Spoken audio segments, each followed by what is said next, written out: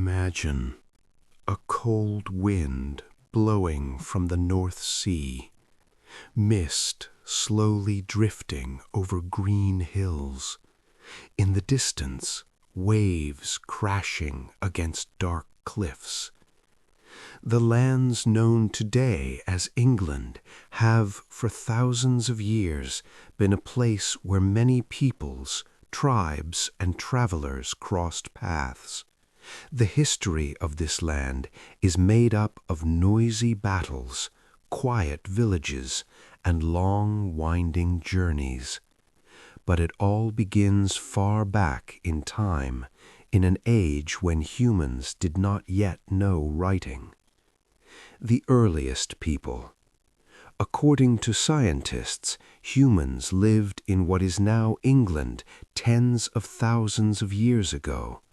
At that time, this land was not an island as it is today. Wide plains connected it directly to the European mainland. During the coming and going of the Ice Ages, people migrated to these lands. They lived by hunting and gathering, stayed in small groups, and lived very close to nature. Over time, the ice melted, sea levels rose, and the land slowly became an island. England was separated from Europe by water, but connections were never completely lost. Boats and small ships continued to carry people and goods across the sea. From the Stone Age to the Bronze Age, years pass, centuries pass, thousands of years go by. People gradually learned to make better tools. Stone weapons became more refined, and later, metal, bronze, began to be used.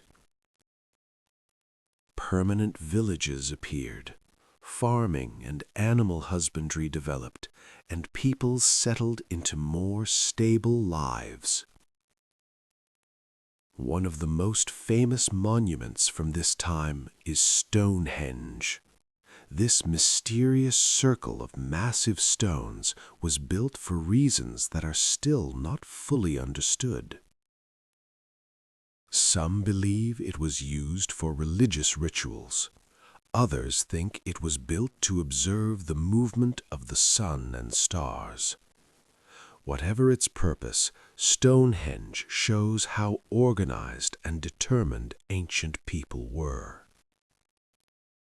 Imagine this: stones weighing several tons, carried from hundreds of kilometers away, placed with precision, an incredible achievement requiring immense effort. The Age of the Celts. Time moves forward again. In the first millennium BC, new peoples arrived, Celtic tribes. They were fierce warriors, lived in tribal societies, and valued independence. The Celts mastered ironworking, built strong hill forts, and developed a unique artistic and decorative style. Their society was led by chieftains and priests known as Druids. Druids were not only religious leaders, but also keepers of knowledge, observers of nature, and students of the stars. Although Celtic tribes sometimes fought each other, shared culture and traditions connected them. England at that time was a land of dense forests, small villages, earth-built fortresses, and long paths, quiet on the surface, yet full of hidden movement. The arrival of the Roman Empire. In 43 AD, everything changed. One of the most powerful states in the world, the Roman Empire, turned its attention to these islands. Roman legions arrived by ship, landed in the south, and gradually began to conquer the land. With the Romans came paved roads, cities, bathhouses, bridges, and an organized system of government. They built strong stone roads, some of which would remain in use for centuries.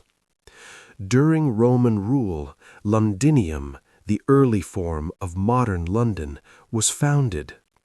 It became a center of trade, with ships moving along rivers and merchants from many lands meeting in its markets. Not all tribes accepted Roman rule peacefully. Uprisings occurred from time to time. One of the most famous was led by Queen Boudica, who raised an army against the Romans.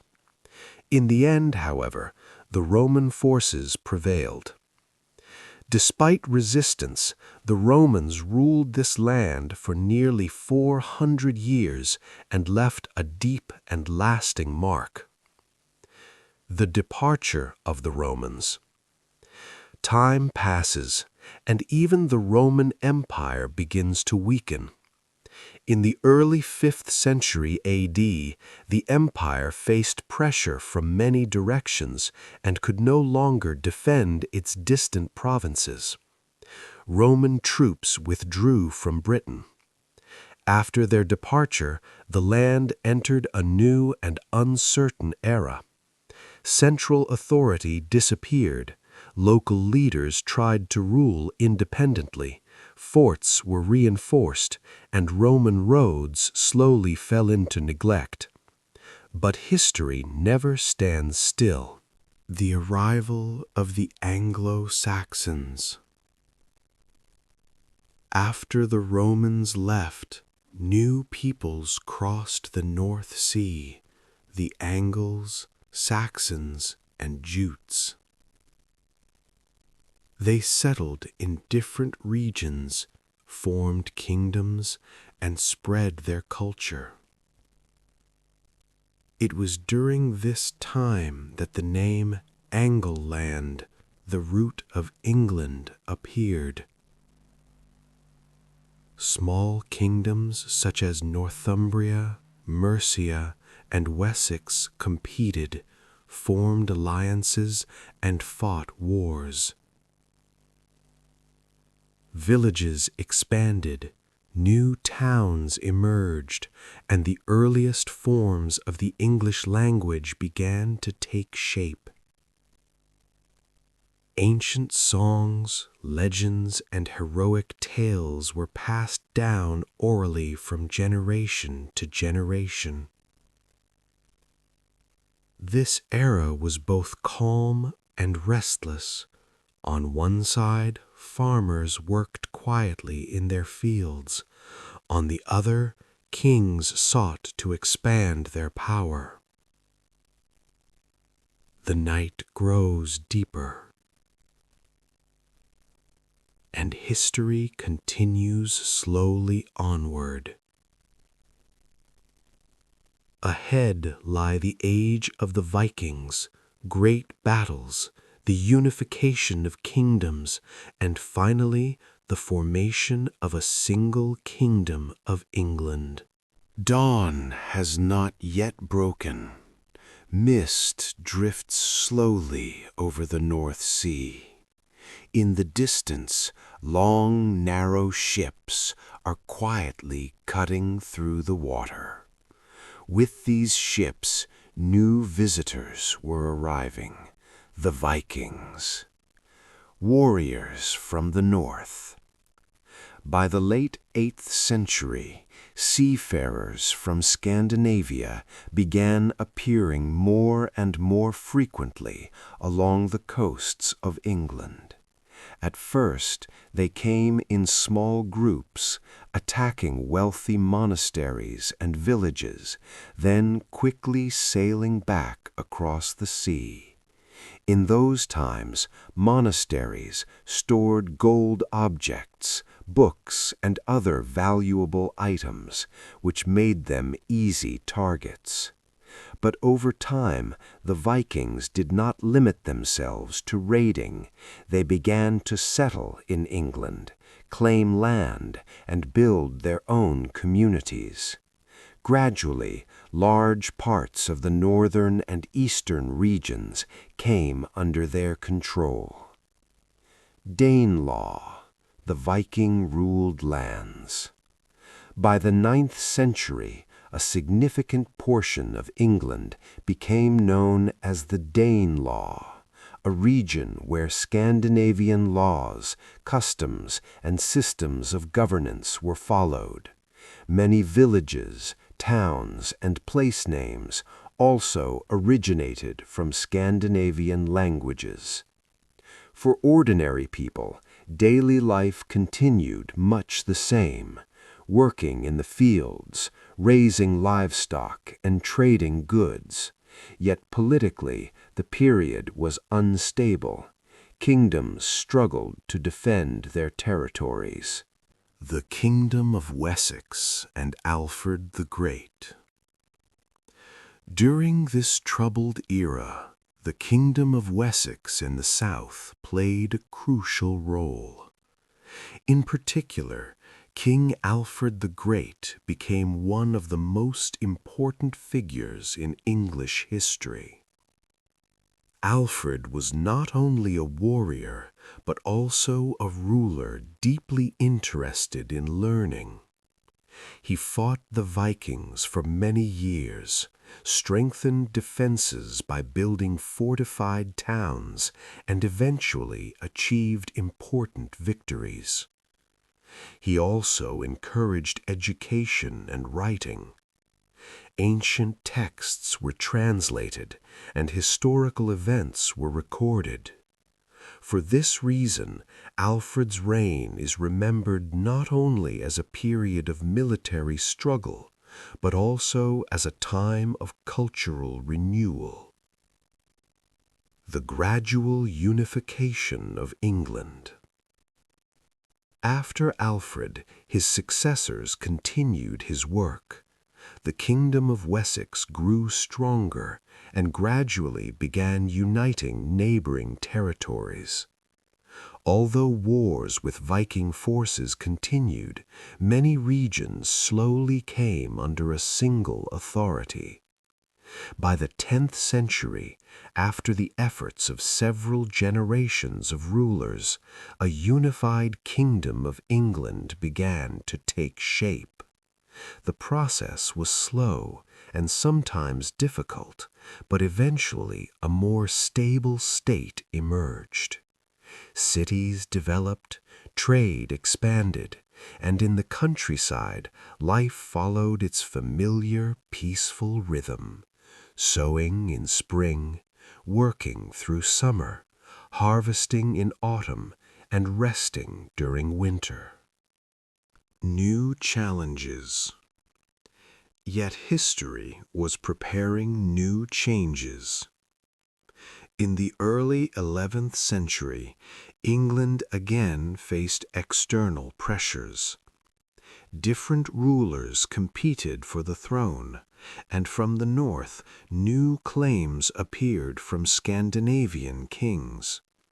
For a time, the Danish king Knut even ruled England, creating a vast North Sea empire.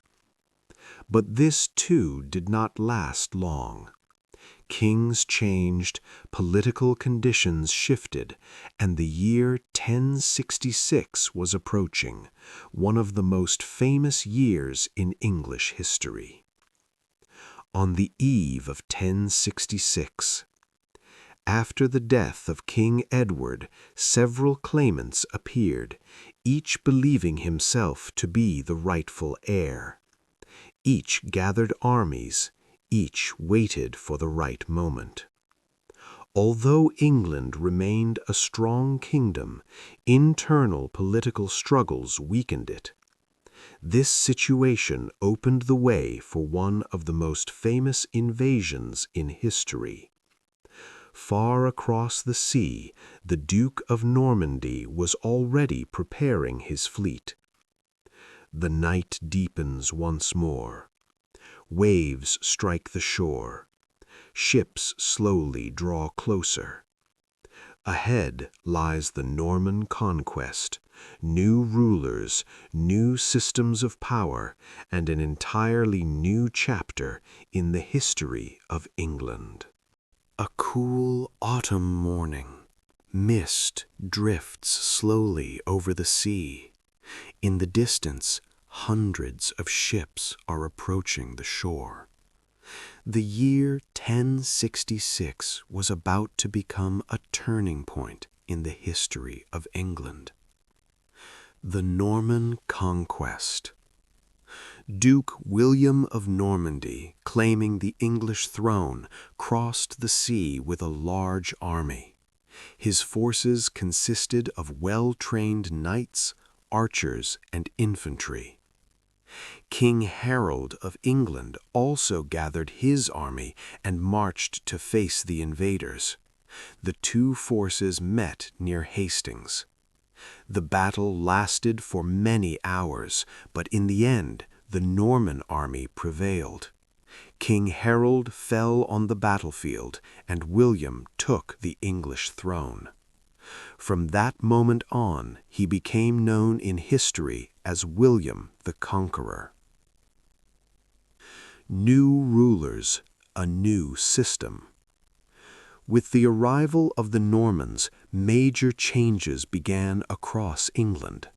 The new rulers built castles, redistributed lands, and granted territories to nobles loyal to them. In this way, the feudal system became firmly established. Tall stone castles appeared across many regions. These castles were not only defensive structures, but also symbols of authority. Their high towers, visible from afar, reminded people that a new order had begun. The Normans spoke French, while the English population continued to speak Old English. Over the centuries, the interaction of these two languages gradually led to the formation of modern English. To govern the country more effectively, William ordered the creation of a great survey. Completed in 1086, this document became known as the Domesday Book. It recorded lands, properties, numbers of livestock, and the taxable wealth of the kingdom in remarkable detail. This survey provides extremely valuable information about England at that time, showing how many people lived in different regions and who owned the land. Life in the Middle Ages. During the Norman period, towns continued to grow slowly. Markets expanded, crafts developed, and trade routes became more active. In the countryside, people remained busy with plowing fields, raising livestock, and living simple rural lives. For most people, life consisted of hard work, yet the seasons continued in their familiar rhythm, sowing in spring, laboring through summer, harvesting in autumn, and resting during winter. Churches played an important role in society, and religious festivals and ceremonies brought communities together. As Norman rule became secure, England gradually began to emerge as an important power in European politics. Kings were involved not only in affairs within the island, but also in struggles over lands on the European mainland. Over the centuries, new dynasties rose, kings changed, and tensions sometimes grew between the monarchy and the nobility. These conflicts would eventually lead to the creation of an important historical document, the Magna Carta. The night grows quiet once more. torches burn along the towers of castles. In the distance, the peaceful life of medieval towns continues.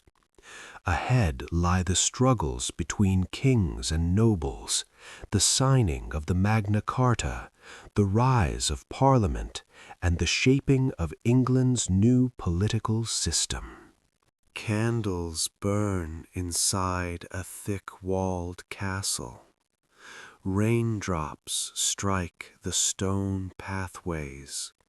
Nobles in heavy robes gather in silence. The 13th century. England is slowly entering a new stage. Conflict between the king and the nobles. The kings who ruled after the Normans sought to strengthen their power. They raised taxes, fought wars, and demanded loyalty and financial support from the nobles. Yet these demands were not welcomed by everyone.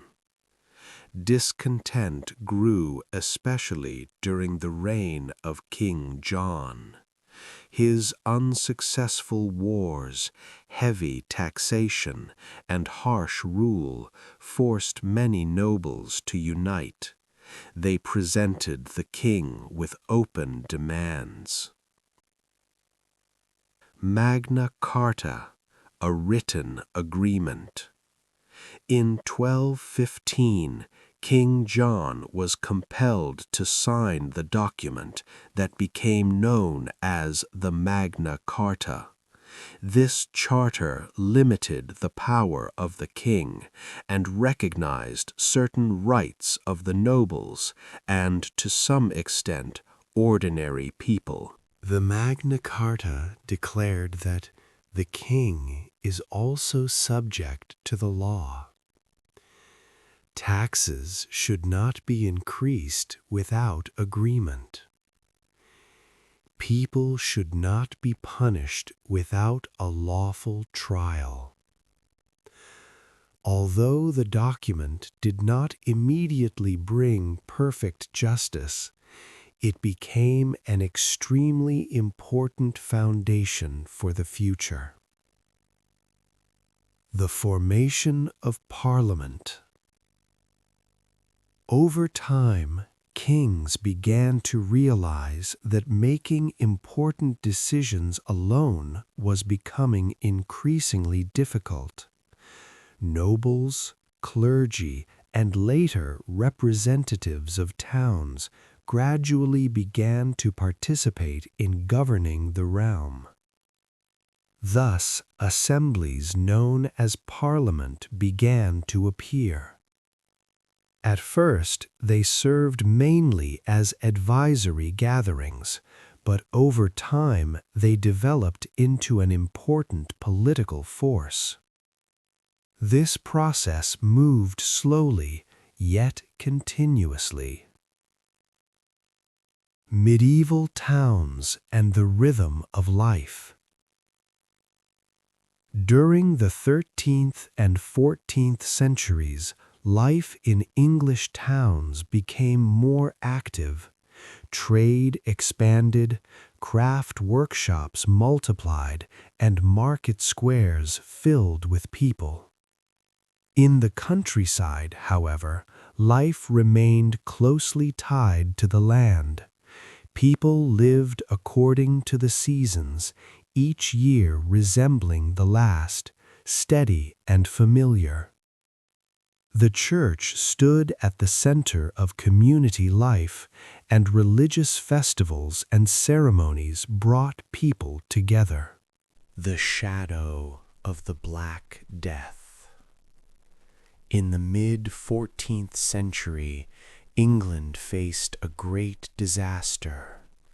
A disease known as the Black Death spread across Europe, claiming millions of lives. Villages were abandoned, fields were left untended, and towns grew quiet. Yet the tragedy also changed society. The labor force shrank, the value of ordinary workers increased, and the old social order slowly began to shift. New questions, a new era.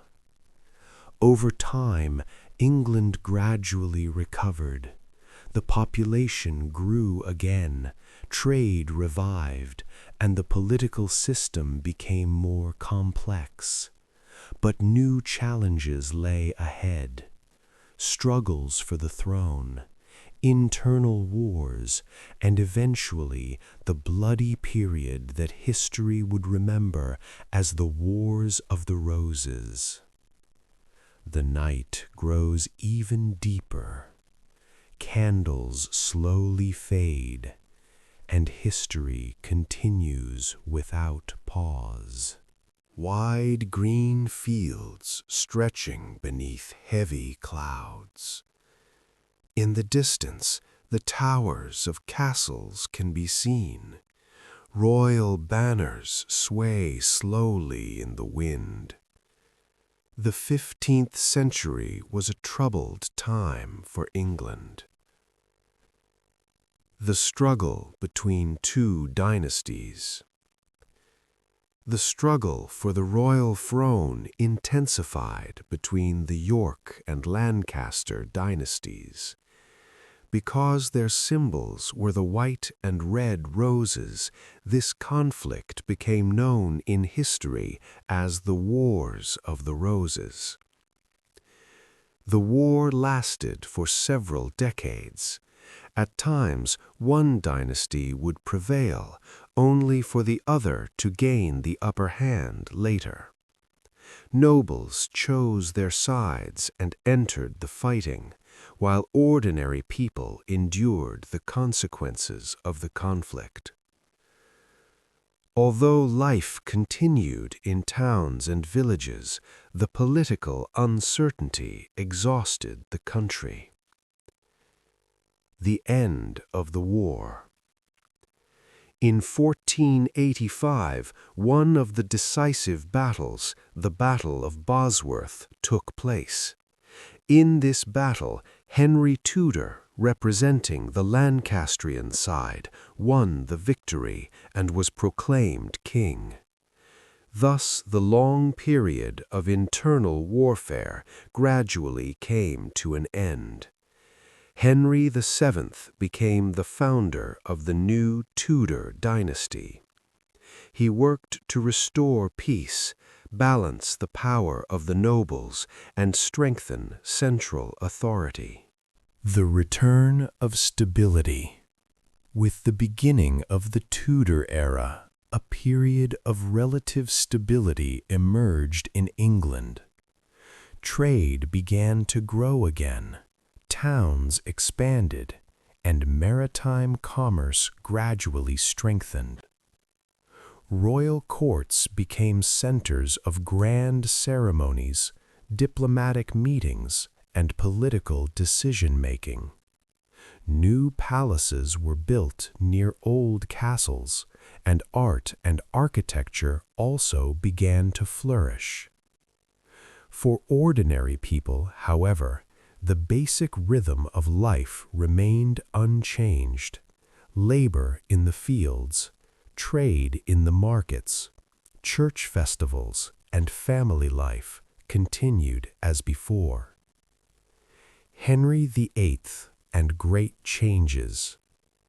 In the early 16th century, Henry VIII ascended the throne.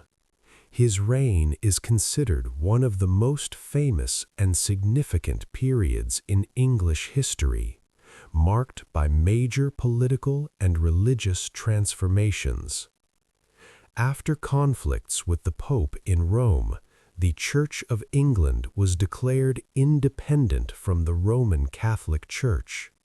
Thus, the Anglican Church was formed, a decision that completely changed the religious life of the country. Monasteries were dissolved, part of the Church's lands passed to the state, and new systems were established. This process caused debates and tensions within society, but eventually England followed its own independent religious path. Turning toward the sea.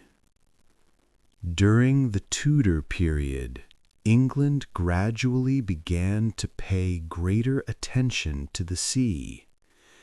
Ships were built, long voyages were organized, and new trade routes were explored. This process laid the foundation for England's transformation into a major maritime power in the centuries that followed. The night is quiet. Torches burn slowly behind palace walls. Out at sea, ships prepare for long journeys. Ahead lies the reign of Elizabeth I, great maritime expeditions, expanding trade, and England's rise as one of the powerful states of Europe. The evening sun slowly sets over the sea horizon. Ships gently sway in the harbor. Sailors preparing for long voyages speak in quiet whispers. The late 16th century, England is gradually entering a new era. Elizabeth I on the throne. In 1558, Elizabeth I ascended the throne. Her reign lasted for many years and is remembered as an important period in the country's history, often associated with stability, cultural growth, and the rise of naval power. Elizabeth became known as a cautious ruler in politics and a skillful diplomat. She sought to maintain a relative balance among the country's religious tensions while strengthening the administration of the state. The Age of Sailors. During this period, English sailors set out on long voyages, exploring new trade routes. Trade across the Atlantic Ocean expanded, and new contacts were established with distant lands. The navy was strengthened, and ships were built to be stronger, faster, and better suited for long journeys. These developments laid the foundation for England transforming into a major maritime power in the centuries to come. The Spanish Armada. In 1588, England faced a major challenge. Spain, one of the most powerful states of the time, launched a campaign against England with a large fleet known as the Spanish Armada. After fierce battles and severe storms, the Spanish fleet was defeated. This event became a powerful symbol in English history. The country had demonstrated that it could defend itself at sea. The flourishing of culture and the arts. The Elizabethan era was significant not only politically and militarily, but also culturally. Theaters were opened, and writers and poets began to gain fame. One of the most renowned figures, William Shakespeare, lived and worked during this very period. In the streets of London, theatrical performances, bustling markets, and expanding trade created an increasingly lively urban life. The city gradually became one of Europe's important centers of commerce and culture. Approaching a new century. In 1603, Elizabeth I died. With her death, the Tudor era came to an end, and a new dynasty, the Stuarts, ascended the throne. The new era brought new questions. How powerful should the monarchy be? What role should Parliament play? These questions would lead to major political conflicts in the following century. The night grows quiet once more. Waves strike the shore. Ships continue to depart on distant voyages. Ahead lie the English Civil War, the struggle between king and parliament, and the formation of a new political system. A sky covered with heavy clouds. Soldiers stand ready behind the walls of castles. In city squares, people quietly discuss the latest news. The 17th century marked the beginning of a period of major political change in England.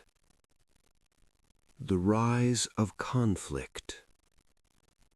Kings of the Stuart dynasty sought to govern the state through strong central authority. Parliament, however, aimed to preserve its powers over taxation and lawmaking. As a result, tensions between the king and Parliament gradually intensified. During the reign of King Charles I, this confrontation became especially sharp. Disagreements over taxation, religious policies, and the limits of royal authority divided the country into opposing camps. The Civil War. In the 1640s, the conflict erupted into open war.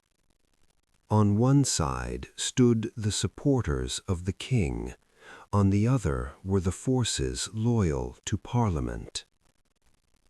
The war lasted several years and fundamentally changed the life of the nation. In the end, Parliament's armies prevailed.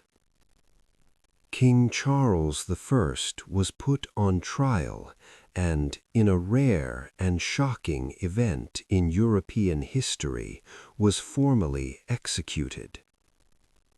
The news of a reigning monarch's execution sent shockwaves across Europe. The Republican period. After the king's execution, England was ruled for a time without a monarch, as a republic. Oliver Cromwell played a central role in governing the state, attempting to impose order as a powerful military and political leader. However, the Republican period did not last long. Political complexity and the need for stability eventually led to the restoration of the monarchy. The restoration of the monarchy. In 1660, the monarchy was restored, and a new king from the Stuart dynasty ascended the throne. This time, however, the situation was different. Parliament now held a central place in political life, and royal power gradually became more limited. In 1688, the Glorious Revolution further defined the limits of royal authority by law. This process firmly established the foundations of constitutional monarchy in England, a system in which a king existed, but Parliament played the decisive role in governing the state. The beginning of a new era. By the end of the 17th century, England had acquired an entirely new political system. The balance between the monarchy, Parliament, and the law became the foundation of governance for the centuries that followed. This stable political structure created favorable conditions for economic and scientific development. Ahead lay a new era of rapid growth in industry, science, and trade, the approaching age of the Industrial Revolution. The night is calm once again. Lanterns glow along the city streets, and the distant future slowly draws nearer. Dawn has not yet fully broken. A light haze rises above the city. In the distance, the machinery of factories slowly begins to move. In the late 18th and early 19th centuries, a period began in England that would transform the entire world: the Industrial Revolution. The beginning of the Age of Machines. Previously, production had largely taken place in small workshops using manual labor. However, with the emergence of new inventions, steam engines, mechanical weaving machines, and other technologies, the speed of production increased dramatically. Factories were built and new industrial districts appeared in major cities. People began moving from the countryside to urban areas in search of work. As a result, cities such as London, Manchester, and Birmingham grew rapidly. Railways and the expansion of trade. The Industrial Revolution also transformed the transport system. Railways were constructed, and steam locomotives made it possible to travel long distances much faster. This increased the volume of trade, allowing goods to be delivered more quickly. Ports were expanded, and ships became larger and more powerful. England began to occupy an increasingly important place in global maritime trade. Global influence. Throughout the 19th century, England became one of the most powerful countries in the world thanks to its industry, trade, and naval strength. Trade outposts, colonies, and spheres of influence appeared across different continents. This period is often remembered as the era of the expansion of the British Empire. London became a global center of commerce, finance, and politics. Banks, trading companies, and scientific societies operated there. Social changes. Rapid industrial growth also transformed social life. New jobs appeared. The education system began to develop, and scientific research increased.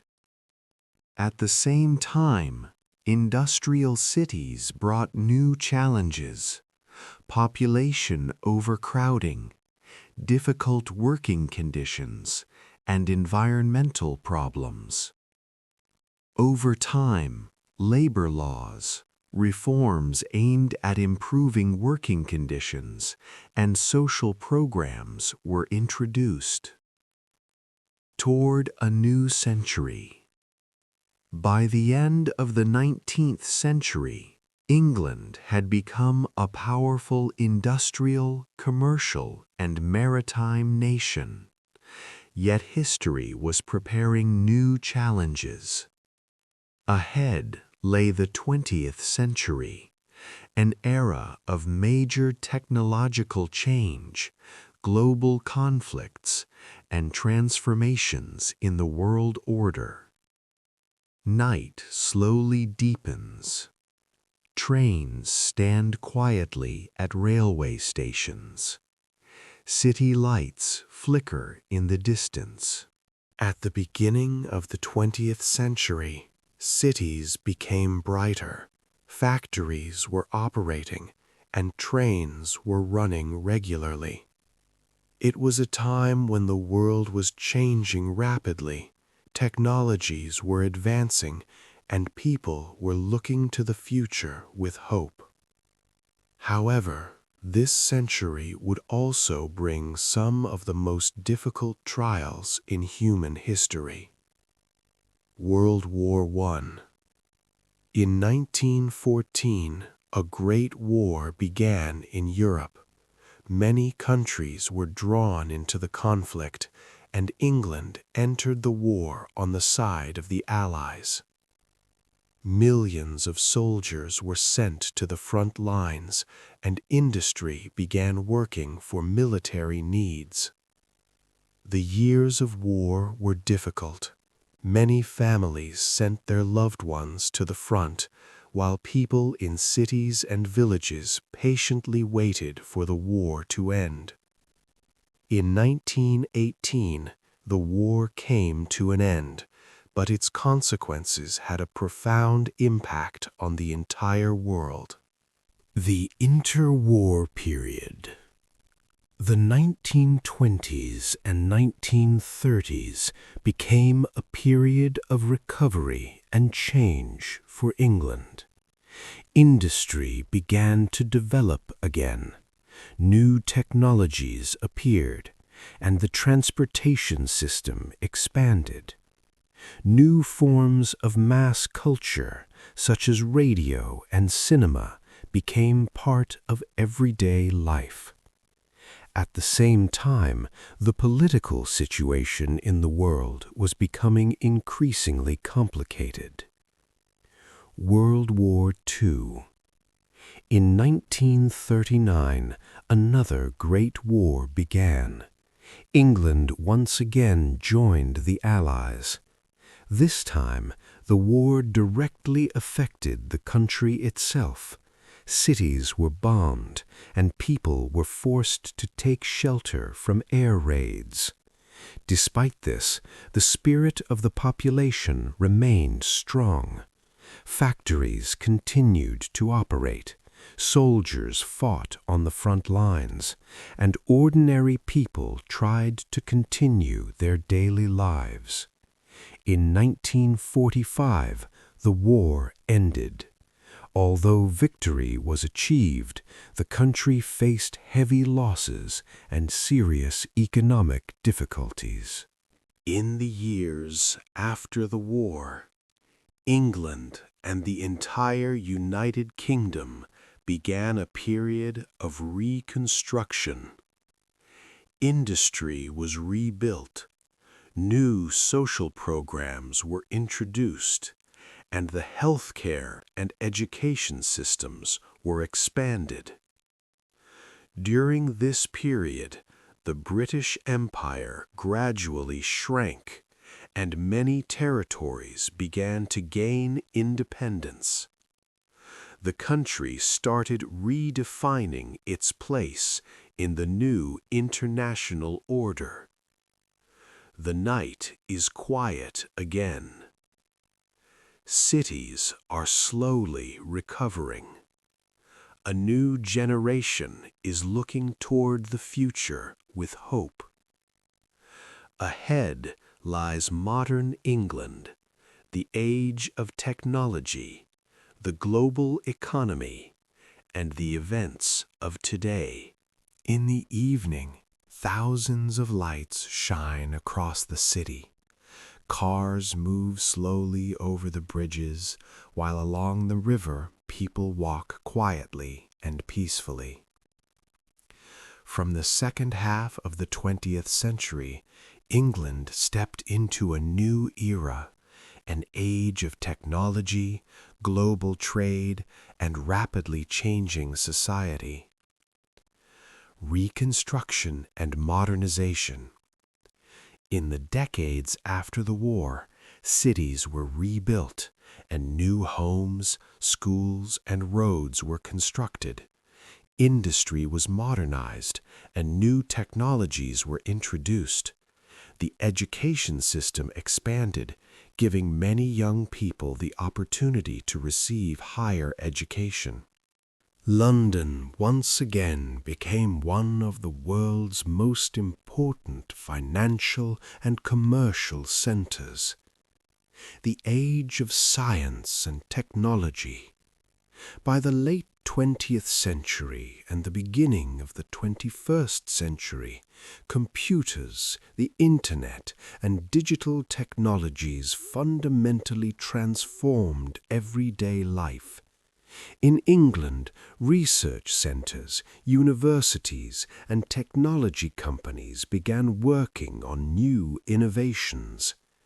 Transportation systems developed, international flights expanded, and connections with countries around the world became even stronger. Culture and traditions. Modern England is known as a country where ancient traditions blend with contemporary life. Beside ancient castles, historic streets and museums, modern buildings rise proudly. Sports, music, cinema and literature remain important parts of the country's cultural life. Cities such as London, Manchester and Liverpool are famous as global cultural centres. England today. Today, England is a region with a developed economy, a strong education system, and a rich historical heritage. The political system shaped over centuries, along with parliamentary traditions and legal institutions, forms the foundation of modern governance. History continues with new technologies, new generations, and new ideas. The night slowly deepens. Ancient castles from the distant past still stand. Modern cities continue to live, illuminated by countless lights. Thus, the history of England, from ancient tribes to the age of modern technology, has continued slowly yet continuously across the centuries.